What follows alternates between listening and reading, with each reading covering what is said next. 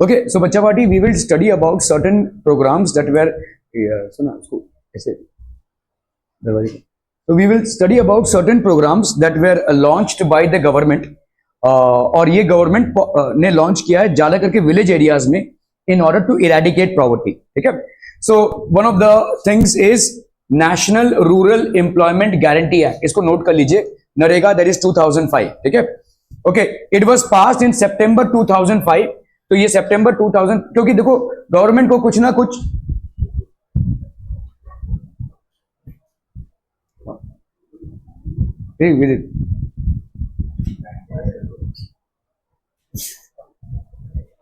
देख ठीक से है तो नहीं पॉकेट में तो कहां गया. It was pass in September 2005. ठीक है. तो सितंबर 2005 में पास हुआ है भाई साहब. ठीक है. 2005 में पास हुआ है और ये रिलेटेड किसके है? नरेगा के रिलेटेड है. नरेगा मतलब आपका national rural employment guarantee act. तो नेशनल रूरल मतलब आपके रूरल जगहों पे, मतलब आपके विलेज एरियाज पे ये एक्ट लागू होता है. ठीक है. और इस एक्ट के तहत क्या होता है? The act provides 100 days of assured employment. अभी देखो 100 डेज ऑफ अश्योर्ड एम्प्लॉयमेंट मतलब क्या होता है? 100 डेज मतलब आपका 3 महीना है ना. 3 महीने का अश्योर्ड एम्प्लॉयमेंट मतलब 3 महीना हो गया ना भाई साहब. 3 महीना और 10 दिन समझ लीजिए. ठीक है. अश्योर्ड एम्प्लॉयमेंट मतलब क्या होता है? अभी देखो इस चीज की जरूरत गांव वालों को क्यों ज्यादा करके है. ठीक है. विलेज एरियाज में आपका क्या होगा भाई साहब, जितने भी गांव के लोग हैं उनको खेती बाड़ी में जो काम करने का मौका मिलता है दैट इज सीजन स्पेसिफिक होता है भाई साहब. ठीक है. एक सीजन में हुआ, मस्त हुआ. ठीक है. 3 महीने काम मिला.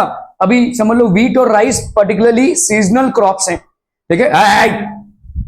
ठीक है. व्हीट और राइस आपके सीजनल क्रॉप्स हैं. अरे व्हीट और राइस आपके भाई साहब सीजनल क्रॉप्स हैं. ठीक है. ये इसकी खेती 3-4 महीने हुई, उसके बाद बंद हो जाएगी. ठीक है. तब बाकी टाइम क्या करेंगे? ठीक है. तो ऐसे आपके सीजनल क्रॉप्स होते हैं. सीजनल क्रॉप्स के चलते आपके जो फार्मर्स होते हैं उनके बीच में काफी सारा गैप आ जाता है. They find a lot of gap in their employment. तो इस दौरान वो क्या करें? तो गवर्नमेंट क्या करती है कि गवर्नमेंट ने ये स्कीम के अंतर्गत इनको काम मिले या ना मिले 3 महीने का इनको पगार मिलेगा. गवर्नमेंट इनको पगार देगी. ठीक है. अभी अगर ऐसा रहेगा तो सब लोग निठल्ले हो जाएंगे भाई साहब, है ना. ये साल में एक ही बार होगा. 3 महीने की पगार गवर्नमेंट देगी. और ऐसा नहीं है कि मतलब इसका मतलब क्या होगा, गवर्नमेंट अभी देखो जो भी काम रहेगा, जैसे गांव में अगर ट्यूबवेल खुदवाना है या कोई रोड बनानी है या कोई स्कूल बनवाना है या गांव में पंचायत का ऑफिस बनवाना है, ऐसे जितने भी काम होंगे जो सार्वजनिक काम होंगे वो उन कामों के लिए इनको यूज करेंगे. ठीक है. ऐसा नहीं कि भाई साहब आप बैठे रहो हम खिलाते रहेंगे आपको, ऐसा नहीं है. ठीक है. हाँ, आपके पास अभी काम नहीं है तो हम आपको काम दे रहे हैं. ठीक है. और इस काम के दौरान हम आपको कॉल करेंगे आने के लिए, यहां पे आपको आना पड़ेगा. ठीक है. Okay. So this act provides 100 days assured employment every year to every rural household in 200 districts. 200 districts में इसको लॉन्च किया गया है. हर एक रूरल हाउस होल्ड में हर साल 3 महीने का एम्प्लॉयमेंट गवर्नमेंट देती है. इस दौरान आपको काम मिल सकता है या नहीं मिल सकता है, लेकिन पैसा आपको गवर्नमेंट देगी. ठीक है. हो सकता है गवर्नमेंट के पास काम हो सकता है ना हो. ठीक है. तो गवर्नमेंट को भी इसलिए कि क्या करना, देखो अभी क्या हो रहा है, गवर्नमेंट को अभी झक मार के काम करना पड़ेगा क्योंकि गवर्नमेंट बैठे बिठाए इतने लोगों को पैसा दे रही है. अभी आप देखो यहां पे कितना है, 200 डिस्ट्रिक्ट्स. 200 डिस्ट्रिक्ट में आप समझ लीजिए भाई साहब 100 days every rural household, हर एक रूरल हाउस होल्ड में आप सोचो कितने फैमिलीज होंगे. सबको ये पैसा गवर्नमेंट बांट रही है, ये 3 महीने की पगार बांट रही है. तो गवर्नमेंट को भी झक मार के काम करना पड़ेगा, है ना. कुछ ना कुछ तो भाई साहब ताकि इनका पैसा तो ऊपर आ जाए. ठीक है. इनको पेमेंट हम दे रहे हैं तो might as well use them to make a road और for any developmental activity in the village. तो दोनों तरफ से फायदा है. ठीक है. Okay. Later the scheme will be extended to 600 districts. तो 600 डिस्ट्रिक्ट्स में ये स्कीम एक्सटेंड होगा. ठीक है. 1/3 of the propose jobs would be reserve for women. ठीक है. इसको भी लिख लीजिए भाई साहब. 1/3. तो पहले आपका 200 डिस्ट्रिक्ट्स है, अभी 600 district. 1/3 will be reserve for women. ये जो आपका रूरल एम्प्लॉयमेंट स्कीम है इसमें 1/3 of the jobs would be reserve for women. ऐसा क्यों है बता सकते हैं? वुमेन के साथ पार्शियलिटी क्यों है ऐसी? Y?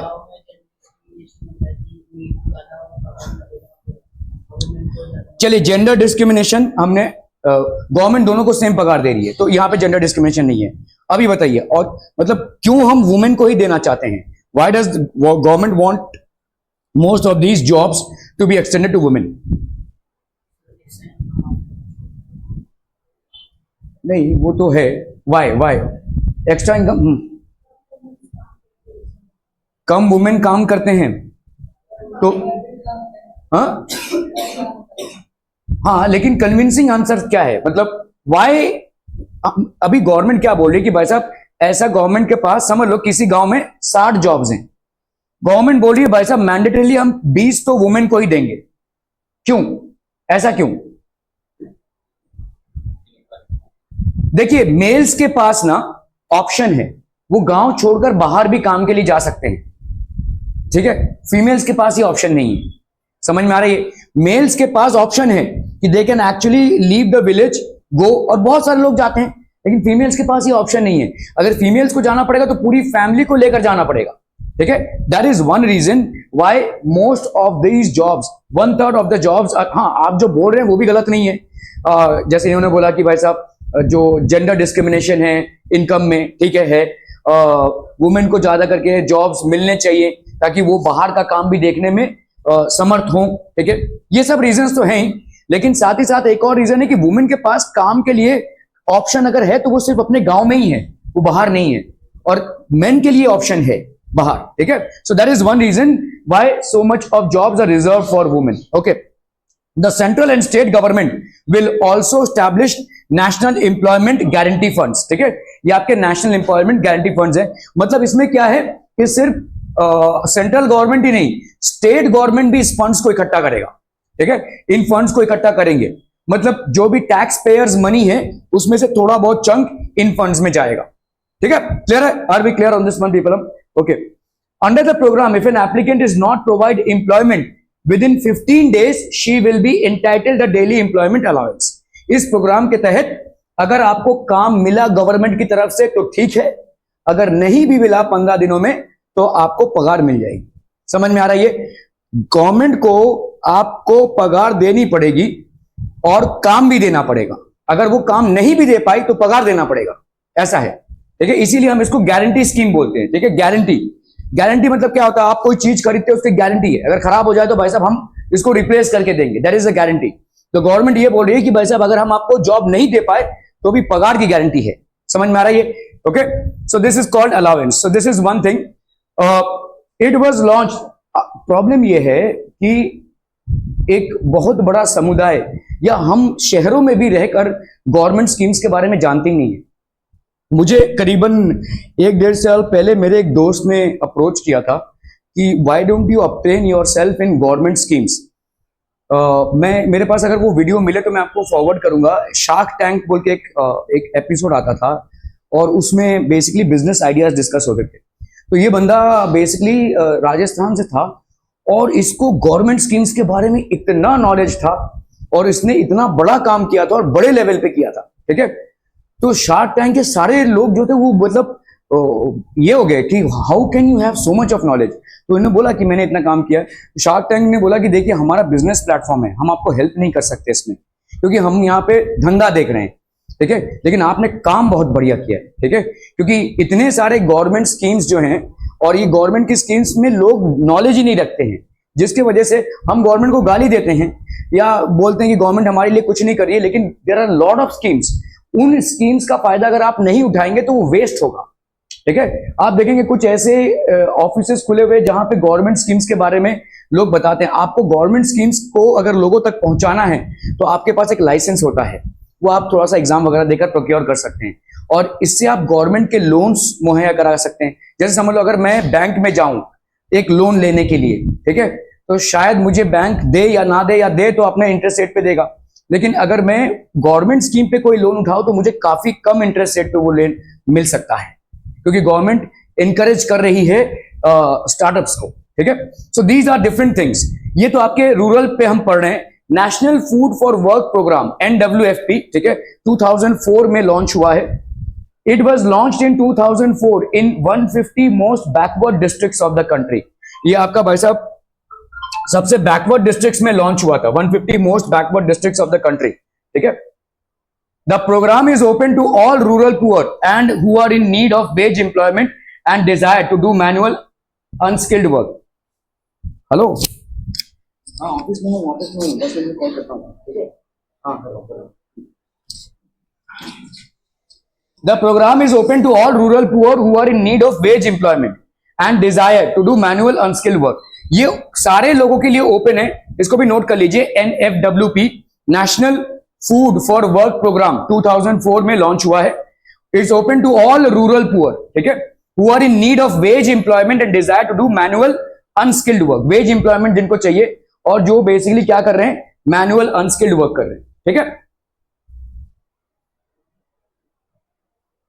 It is implemented as a 100% centrally sponsored scheme and food grains are provided free of cost to the states.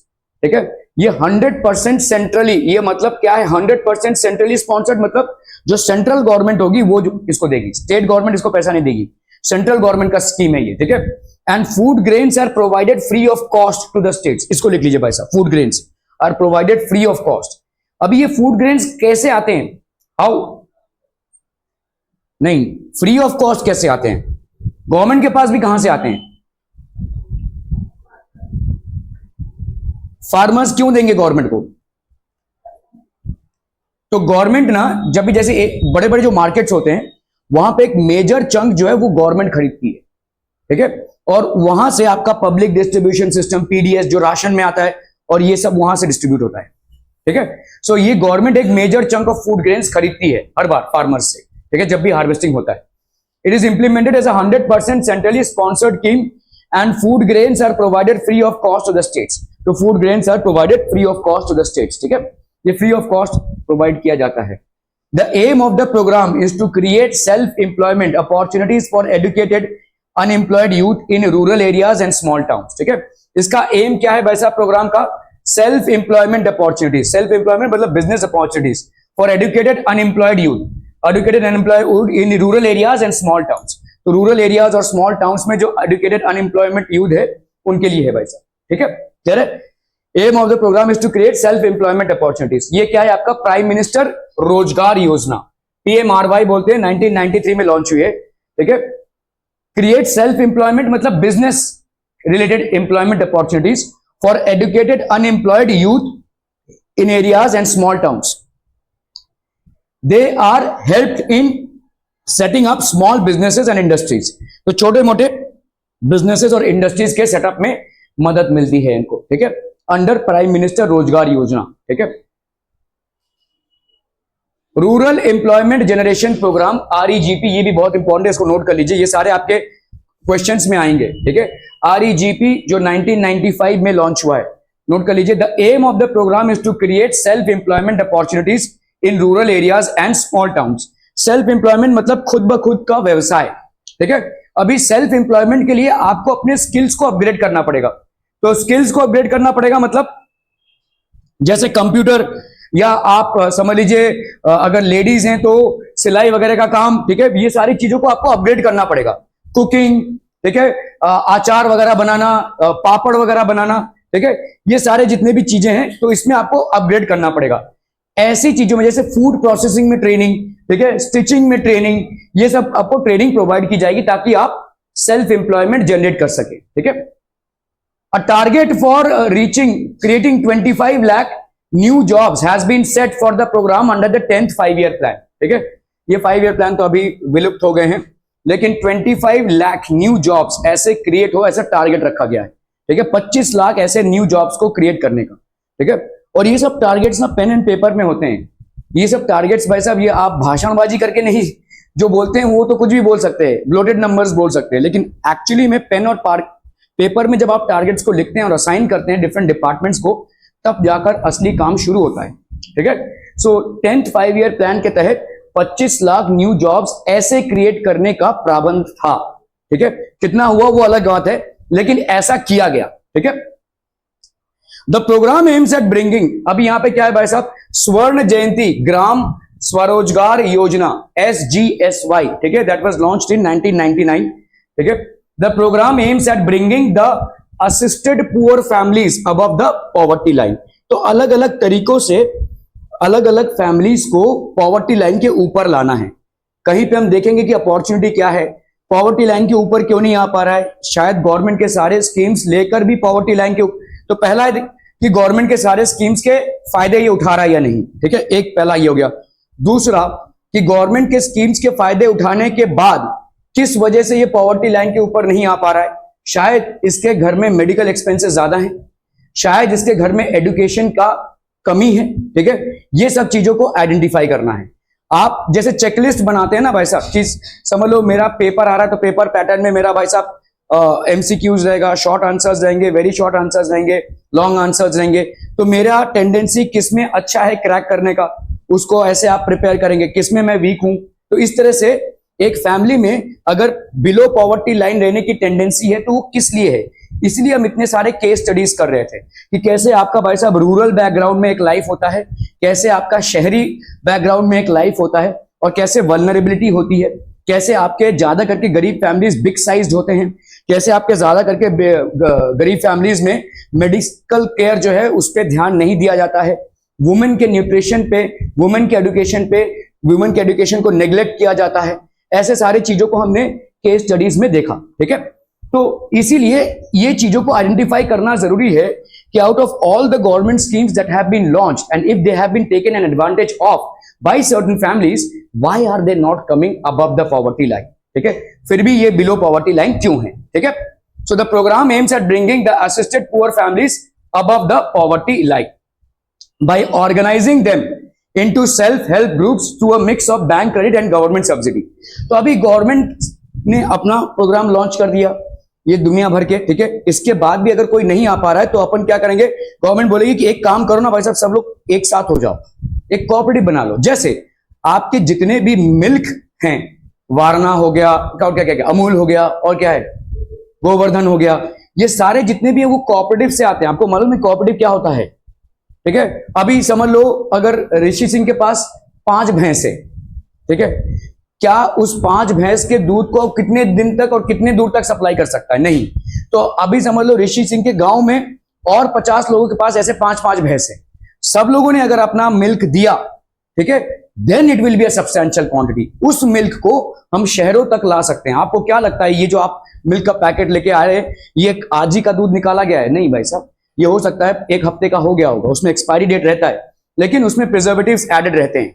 तो तमाम तरीकों से, व्हाइट रेवोल्यूशन से आप कोऑपरेटिव तरीके से आ रहे हैं, तो तमाम एरिया से इस मिल्क को लाया जा रहा है, एक कोऑपरेटिव तरीके से कलेक्ट किया जा रहा है, उसके बाद उसका डिस्ट्रीब्यूशन हो रहा है, ठीक है। इस तरह से आप क्रेडिट को भी अवेल करा सकते हैं। अभी समझ लो जितने भी गांव के लोग होते हैं वो थोड़े से अनपढ़ गवार होते हैं, और थोड़े से क्या अच्छे खासे अनपढ़ गवार होते हैं। और अगर आप देखोगे ना, जो लोगों को पढ़ना लिखना नहीं आता है, आप उनसे अगर कोई कागज में साइन करने बोलोगे तो क्या है भाई साहब, वो 50 लोगों को पूछ कर आएंगे।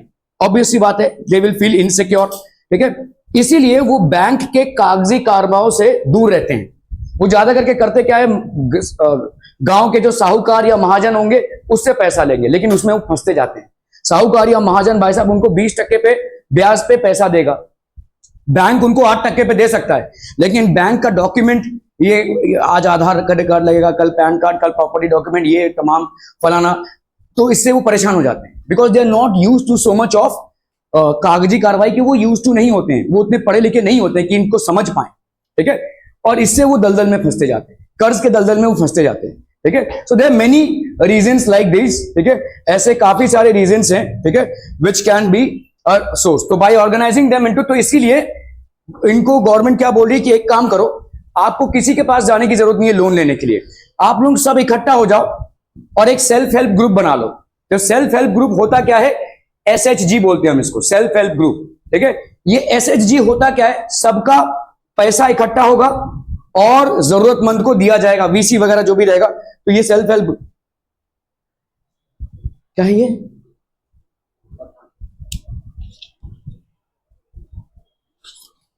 अच्छा, कथा लिखने के लिए पेपर का इस्तेमाल किया है आपने, बहुत बढ़िया, बहुत इंटेलिजेंट हैं आप। चलिए जाइए, ठीक है, क्लियर है। तो ये आपका हो गया भाई साहब self help group. Are we clear on this one people, हम समझ में आ रहा है ये, this is basically a self help group. तो सेल्फ हेल्प ग्रुप का पर्पस क्या होता है, अरे वहां पे पेपर,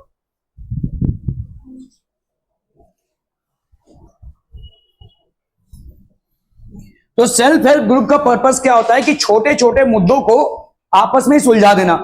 कोई है जो बैंक नहीं जाना चाहता है, कोई है जो शायद बैंक में लोन ना मिले, कोई है जो बैंक में कोलैटरल नहीं दे सकता है, ठीक है, तो उसको पैसा कहां से मिले, धंधा कैसे चलाए। सेल्फ हेल्प ग्रुप में सब लोग अपना पैसा डालेंगे और अपना अर्जी रखेंगे कि भाई साहब मेरे को अगले महीने इतना पैसा चाहिए, क्या हो सकता है कुछ, तो देन सेल्फ हेल्प ग्रुप भाई साहब डिसाइड करेगा क्या करना है क्या नहीं करना है, ठीक है। तो that is called a self help group. आपका सोसाइटी भी एक टाइप का सेल्फ हेल्प ग्रुप है। आपके सोसाइटी में भाई साहब बहुत सारे खर्चे हैं, जैसे आपका भाई साहब वॉचमैन का एक खर्चा है, पानी का खर्चा है, इलेक्ट्रिसिटी का खर्चा है, मेंटेनेंस का खर्चा है, स्वीपर का खर्चा है। ये तमाम जो खर्चे हैं वो आप कहां से अदा करोगे, तो जितने भी सोसाइटी के मेंबर्स हैं वो एक मेंटेनेंस भरते हैं, वो भी एक बेसिकली क्या है, सेल्फ हेल्प ग्रुप ही तो है। दिया तो था, कितनी बार दूं।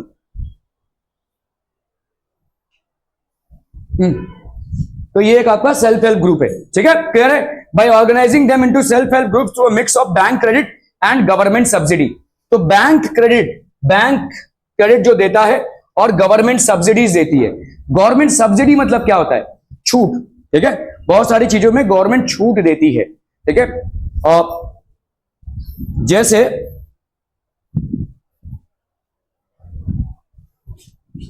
तो गवर्नमेंट सब्सिडीज बेसिकली होती क्या है, जैसे बहुत सारे समझो आपका एक हैंड सैनिटाइजर, अगर आप देखोगे हैंड सैनिटाइजर, ठीक है, उसमें एक अल्कोहल यूज होता है जिसको अपन बोलते हैं मिथाइल अल्कोहल, ठीक है, उसमें अल्कोहल यूज होता है। आपके बहुत सारे मेडिसिन में अल्कोहल यूज होता है, ठीक है, और अल्कोहल भाई साहब काफी कॉस्टली है, काफी कॉस्टली है, मतलब गवर्नमेंट के लिए एक बड़ा सोर्स ऑफ इनकम है, ठीक है। तो आपको क्या लगता है जो लोग मेडिसिन बनाते हैं वो अल्कोहल परचेस करते हैं कि नहीं? मेडिसिन बनाने के लिए वो अल्कोहल परचेस करेंगे, हैंड सैनिटाइजर से लेकर आपके कफ सिरप्स में सब में अल्कोहल रहता ही है, ठीक है। होम्योपैथिक मेडिसिन में तो बहुत ज्यादा रहता है, ठीक है, 90% तक का अल्कोहल रहता है उसमें। खैर, मुद्दा ये है कि ये जो अल्कोहल है ये गवर्नमेंट इनको क्या उसी टैक्स रेट पे बेचेगी जिसपे, जैसे समझो जो अल्कोहल को कंज्यूम कर रहा है एंटरटेनमेंट के लिए, मतलब पीने के लिए पी रहा है, ठीक है, और जो दवाई में ले रहा है, क्या दोनों भी सही, मतलब दोनों भी सेम चीजें हैं? एक भाई साहब लग्जरी के लिए ले रहा है या एंटरटेनमेंट के लिए ले रहा है, एक उसकी जरूरत है उसके लिए ले रहा है, ठीक है। तो क्या गवर्नमेंट अल्कोहल जो लोग बेच रहे हैं उनको सेम रेट पे बेचेंगे और जो मेडिसिन बनाने के लिए अल्कोहल है वो भी सेम रेट पे बेचेंगे? नहीं। जो लोग मेडिसिन के लिए अल्कोहल को यूज कर रहे हैं, मेडिसिन बनाने के लिए अल्कोहल को यूज कर रहे हैं, उनको बहुत चीप रेट में गवर्नमेंट अल्कोहल अवेलेबल कराती है, ठीक है। इसको अपन बोलते हैं subsidy. This is known as subsidy. उनके ऊपर बहुत सारे नियम कानून भी लागू होते हैं, उनके रेगुलर चेक्स होते हैं। हो सकता है भाई साहब आपने मतलब सस्ते में अल्कोहल उठाया, बहुत ही सस्ते में, और उसको एक्चुअली में अल्कोहल बनाकर ही बेच रहे हैं, ऐसा भी हो सकता है ना, ठीक है। So this can happen. इसीलिए आप देखोगे जो ब्रांडेड अल्कोहल्स हैं, ठीक है, उसमें पूरा पूरा ब्रांड होता है, वहां पे अलग से ही होता है वो मैन्युफैक्चरिंग, लेकिन अनब्रांडेड अल्कोहल ऐसे मैन्युफैक्चर नहीं हो सकते, ठीक है। Okay, by organizing them into self help groups through a mix of bank credit and government subsidy. तो गवर्नमेंट के बहुत सारे छूट के प्रोसेसेस हैं, सब्सिडीज के प्रोसेसेस होते हैं। प्रधानमंत्री ग्रामोदय योजना, PMGY, इसको लिख लीजिए भाई साहब। आपके सवाल बनेंगे ही बनेंगे, इन सब जितने भी है ना इन पे सवाल बनेंगे ही। आपका ये क्रक्स है चैप्टर का।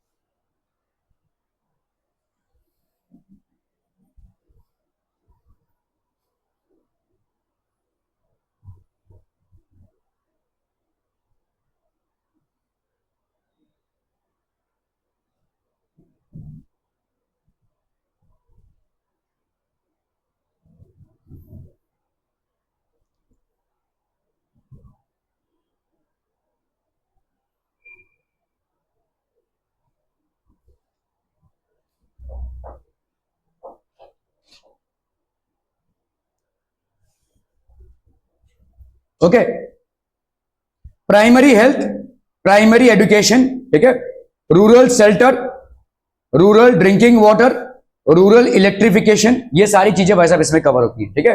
प्रधानमंत्री ग्रामोदय योजना, इसमें क्या क्या चीजें, प्राइमरी हेल्थ, आपके यहाँ पे भी प्राइमरी हेल्थ है मालूम है, प्राइमरी हेल्थ केयर सेंटर्स हैं मालूम है, कहाँ है? MNR के पास क्या क्या होता है वहां पे? किसका वैक्सीनेशन? फ्री में? फ्री में होता है? Okay, yes it is correct. Primary health care centre में फ्री में वैक्सीनेशन होते हैं। और क्या बोल रहे थे चौधरी साहब? बहुत कम पैसों में क्या होता है? हाँ, तो अगर समझ लीजिए जैसे कुछ ऐसे इलाज हैं, जैसे गवर्नमेंट का एक स्कीम है टीबी के लिए, डॉट्स का स्कीम है, ठीक है। तो ये सब वहां पे आप अगर आप किसी डॉक्टर से कंसल्ट करके कर रहे हो तो थोड़ा एक्सपेंसिव लगेगा वो आपका, लेकिन अगर आप डॉट स्कीम के तहत प्राइमरी हेल्थ केयर सेंटर से आराम से टीबी के जितने भी मेडिसिन हैं प्लस आपका health care plus checkup plus आपका डॉक्टर कंसल्टेशन सब अवेल करा सकते हैं। So these are primary health care centres that are set up. ये आपके गांव खेड़ों में भी हैं। वैक्सीनेशन बच्चों के 2 साल तक सबसे ज्यादा मैक्सिमम वैक्सीनेशन होते हैं, और अगर आप किसी प्राइवेट हॉस्पिटल से या क्लिनिक से कराएंगे तो इसका लगभग औसताना खर्चा आपका 35 से 40 हजार तक का है, ठीक है, जिसको फ्री में गवर्नमेंट प्रोवाइड करती है, ठीक है। थोड़ा सा बैठना पड़ता है उनको, ठीक है, you might have to sit a little but then this is something that government. Primary education, तो गवर्नमेंट प्राइमरी एजुकेशन प्रोवाइड कर रही है अंडर दिस योजना, ठीक है। बहुत जरूरी है कि रूरल लोगों को हम एडुकेट करें, ठीक है। रूरल लोगों में एजुकेशन बहुत कम है जिसके वजह से डेवलपमेंट भी नहीं हो रहा है। This is called primary education. Japan एक ऐसी कंट्री है जिसने इस चीज को बहुत सीरियसली लिया है, ठीक है, और अपने रिसोर्सेस में उन्होंने देखा उनके पास कुछ भी नहीं है। इनफैक्ट वो एक अर्थक्वेक प्रोन कंट्री है, कभी भी भाई साहब तहस नहस हो जाएगा, और उसके ऊपर भाई साहब 2 बार न्यूक्लियर अटैक्स भी हुए। जापान ने इतना एक एसेंशियल स्टेप लिया है कि उन्होंने क्या किया कि भाई साहब उनकी हिस्ट्री की किताबों को चेंज कर दिया पूरा। उन्होंने बोला कि हमारी हिस्ट्री पे गर्व करने लायक कुछ भी नहीं है, तो let's scrap it, let's start fresh, ठीक है। और उन्होंने एक्चुअली में फ्रेश स्टार्ट किया है, और अपने फ्रेश स्टार्ट में उन्होंने ह्यूमन रिसोर्स के डेवलपमेंट में बहुत बड़ा योगदान दिया है, बहुत बड़ा कंसंट्रेशन किया है, ठीक है। ह्यूमन रिसोर्सेज को कैसे हम एजुकेशन और स्किल सेट से डेवलप कर सकते हैं। आज की तारीख में वो चमचमाता हुआ जो आपको दिख रहा है जापान, ये एक दिन की कहानी नहीं है, ठीक है। इसको बहुत कंस्ट्रक्टिवली उन्होंने ऊपर लाया है, और सबसे पहली बात उन्होंने किया कि भाई साहब हिस्ट्री को अलग हटाओ, क्योंकि हमारे हिस्ट्री में फक्र करने लायक कुछ नहीं है, लेट्स स्क्रैप इट। उन्होंने स्क्रैप कर दिया भाई साहब, ठीक है। जितनी बार हम हिस्ट्री में वापस जाएंगे उतनी बार मायूस होंगे या उस पर डिबेट होता रहेगा, स्क्रैप इट। हम भाई साहब देख लो, आधे से ज्यादा चैनल्स हमारे जो इसमें चलते रहते हैं, क्या कहते हैं, न्यूज चैनल्स, उसमें हम हिस्ट्री को लेकर डिबेट करते रहते हैं। भाई साहब इस प्राइम मिनिस्टर ने क्या किया था, उस महाराजा ने क्या किया था, अकबर ने क्या किया था, नेहरू ने क्या किया था, ये हमारे मुद्दे अभी क्यों हैं? Why are we discussing these things? जिसको किया था उस टाइम पे किया था, वो करके चला भी गया, अभी उस गड़े मुर्दे खाने का क्या फायदा है? मेरा ये कि भाई अभी क्या है तुम्हारे पास जिसको तुम मॉडिफाई कर सकते हो, जिसको तुम चेंज कर सकते हो, और तुम्हारे पास बहुत कुछ है, तो उस पर फोकस करो ना यार, ठीक है। जापान ने हिस्ट्री को ही डिलीट कर दिया, नहीं चाहिए अपने को, ठीक है। लुक एट देयर मैं बोलता हूं ना, दिस इज कॉल्ड डेवलपमेंट। आप इस डेवलपमेंट को सोचिए कितना अहम है ये हिस्सा, ठीक है। जो कल मैं आपको जिस व्यक्ति का एग्जाम्पल दे रहा था, आप सोचिए कि उस इंसान का सोच कितने ऊपर तक है। उन्होंने आज जो मैंने आपको वीडियो दिया, ऐसे बहुत सारे वीडियोस हैं जिसमें उन्होंने बोला कि यार मैं जब फॉरेन में एडुकेट कर रहा था अपने आप को, मेरे आजू बाजू के लोगों ने बोला भाई इंडिया की औकात नहीं है एक कार बनाने की खुद से। हाँ, तू मोटर पार्ट्स यहां से लेकर जा, या बॉडी तू बना ले चाहे तो, लेकिन मोटर पार्ट्स तो यहां से यहां लेके पड़ेंगे। तेरे इंडिया की अभी तक इतनी हैसियत नहीं है कि अपना एक कार लॉन्च करे। ये उसके लिए एक चैलेंज हो गया और उसने लॉन्च किया, और बाकायदा भाई साहब उसके बाद इंडिका के बाद भाई साहब आपका सुमो आया, पता नहीं क्या क्या आया। तो आप देखिए आज की तारीख में we are one of the largest automobile producers, in fact we are one of the largest tractor producers. हमारा जो ट्रैक्टर है वो एक्सपोर्ट सबसे ऑप्टिमम है, सबसे ज्यादा है। तो एक पूरे डायनेमिक्स को आपने चेंज किया।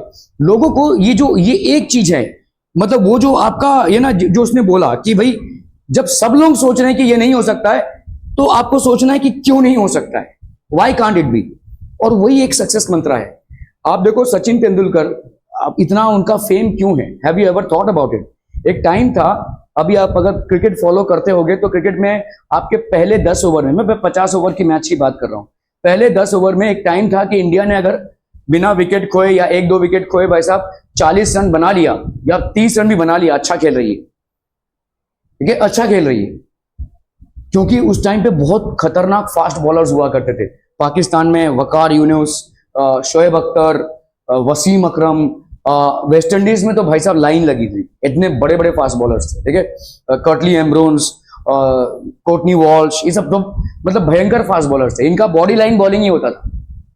तो सिद्धू वाज शेयरिंग दिस कि नवजोत सिंह सिद्धू ने बोला कि यार 30-40, मतलब हम मान लेते थे कि अच्छा खेल रही है इंडिया, 30-40 रन अगर बन गए 1-2 विकेट खोकर, सचिन तेंदुलकर ने आकर बोला कि ये 10 ओवर में हम पीट कर क्यों नहीं खेल सकते, हम मार कर क्यों नहीं खेल सकते, तोड़ना है तो वहीं पे तो बॉलर का कॉन्फिडेंस टूटेगा, वरना वो फिर आके अपना डालेगा। उसने अगर अपना टेरर जमा रखा पूरे गेम में, तो हम क्यों वेट करें कि 10 ओवर के बाद कोई स्पिनर आएगा तब हम थोड़ा सा खुलेंगे, क्यों, why can't be hit it in the first over itself.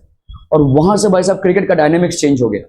1% thought against it कि why is this mindset that we will only attain 30 to 40 runs, why not 90, why not touch even 100, why not try for it, क्यों नहीं हो सकता ये। और पूरा game का dynamics change हो गया, it completely change the dynamics of the game. तो ये सारी चीजें हैं, ठीक है। प्राइमरी एजुकेशन, तो प्राइमरी एजुकेशन पे काफी सारा फोकस किया जा रहा है। Rural shelter, now what do you mean by rural shelter? Rural shelter मतलब किसी के पास अगर घर नहीं है तो क्या हम कोई व्यवस्था कर सकते हैं। और बहुत सारे टाइम पे गांव खेड़ों में बाढ़ वगैरह आ जाती है तो घर ढह जाते हैं, तब कहां पे रहें, ठीक है। तो these are basically rural shelters, okay. Rural drinking water, बहुत बड़ा प्रॉब्लम है ये ड्रिंकिंग वाटर का, ठीक है। तो प्रॉपर ड्रिंकिंग वाटर हर एक के घर तक पहुंचना बहुत जरूरी है, ठीक है। Rural electrification, this is also very important, ठीक है। रूरल इलेक्ट्रिफिकेशन के चलते गांव खेड़ों में आज की तारीख में भाई साहब लाइट जा रही है, ठीक है, लाइट पहुंच रही है, रूरल इलेक्ट्रिफिकेशन, ओके। तो आपकी गवर्नमेंट की स्ट्रैटेजी क्या क्या है भाई साहब? Defects, the results of these programmes have been mixed. तो क्या सब कुछ सुधर गया है गांव में? आंसर इज नो, ठीक है। और रीजन ये है क्योंकि हमारे एडमिनिस्ट्रेशन में बहुत सारे लेवल्स हैं, स्टेट गवर्नमेंट है, स्टेट गवर्नमेंट के अंडर विलेज पंचायत है, और जितने लेवल्स हैं उतने लोग हैं, और जितने लोग होंगे उतने झोल होने की संभावना होगी, ठीक है। राशन की दुकानों में जो चावल मिल रहा है आपको अक्सर दिखेगा कि उसमें कंकड़ का मात्रा ज्यादा होता है। ये कंकड़ कहां से आया? ये कंकड़ जो मिडिलमैन थे उन्होंने से आया। अगर आप एक गोनी चावल में से 2 किलो चावल निकाल लेते हैं और उसमें कंकड़ डाल देते हैं, ठीक है, तो आपने 2 किलो चावल उसको आप बाजार के रेट में बेचेंगे तो 10 किलो पे यहाँ पे 10 रुपए पे यहाँ पे बिक रहा है, वहां पे 50 में बिकेगा। तो that's how you are basically manipulating, आपका अडल्ट्रेशन, ये सारी चीजें हो रही हैं। तो मिक्स्ड है भाई साहब। One of the major reasons for less effectiveness is the lack of proper implementation and right targeting. Proper implementation नहीं हो रहा है, अंडर द टेबल सब कुछ चल रहा है, ठीक है, और राइट इंप्लीमेंटिंग भी नहीं हो रही है। कभी कभी देखा जा रहा है कि जिसको मदद नहीं मिलनी चाहिए या गवर्नमेंट की सब्सिडी नहीं मिलनी चाहिए या गवर्नमेंट का स्कीम का जिसको एडवांटेज नहीं मिलना चाहिए क्योंकि वो already above the poverty line है, उसको मिल रहा है, लेकिन जिसको मिलना चाहिए उसको नहीं मिल रहा है। झोल के राशन कार्ड बन रहे हैं, ठीक है, राशन कार्ड आपका भाई साहब, ऑरेंज कार्ड वगैरह ऐसा बन रहा है, सब झोल में। करोड़ों की प्रॉपर्टी है लेकिन राशन से दुकान से उठा रहे हैं भाई साहब, ठीक है। सो ये सब चल रहा है बहुत बड़े पैमाने पे, ठीक है, due to inefficiency and corruption. जितने लोग होंगे उतना ज्यादा करप्शन होगा।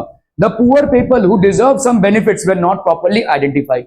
तो जो डिजर्व करते हैं बेनिफिट्स, एक तो पुअर जो लोग हैं उनको मालूम ही नहीं है कि ये सब स्कीम्स हैं, और दूसरा ये है कि भाई साहब गवर्नमेंट भी वहां तक नहीं पहुंच पाई है, बाकी के जो मिडिलमैन है वही सब रफा दफा कर रहे हैं, ठीक है। तो ये मिक्स्ड है, कहीं तक स्कीम का बेनिफिट पहुंच पा रहा है और कहीं तक शायद नहीं पहुंच पा रहा है। More over there has been a lot of overlapping of schemes, तो काफी ओवरलैपिंग भी हुई है। Despite good intentions the benefits of these schemes are not fully reach to the deserving poor. तो अभी तक भाई साहब डिजर्विंग पुअर तक ये स्कीम्स प्रॉपरली पहुंच नहीं पाई हैं, ठीक है। Money and food meant for the poor never reach the poor. तो जो मनी और फूड है जो गरीबों के लिए था वो पुअर तक पहुंच ही नहीं पाया है। Therefore, the major emphasis in recent years is on proper monitoring of all the poverty alleviation programs, ठीक है। तो अभी आज की तारीख में क्या है कि जितने भी प्रोग्राम्स हैं उनको प्रॉपरली मॉनिटर करो। इसको ऐसे समझो कि मैंने आपको एक चैप्टर पढ़ाया, उसको क्वेश्चंस आपको दिए, नोट्स बनाने बोले, और मैं टेस्ट कंडक्ट करा रहा हूं। जब मैं टेस्ट कंडक्ट करा रहा हूं तो मैं ध्यान नहीं दे रहा हूं, आप भाई साहब मोबाइल से ऐसे, तो what ever result I would get or maybe a school would get, would that be correct? भाई साहब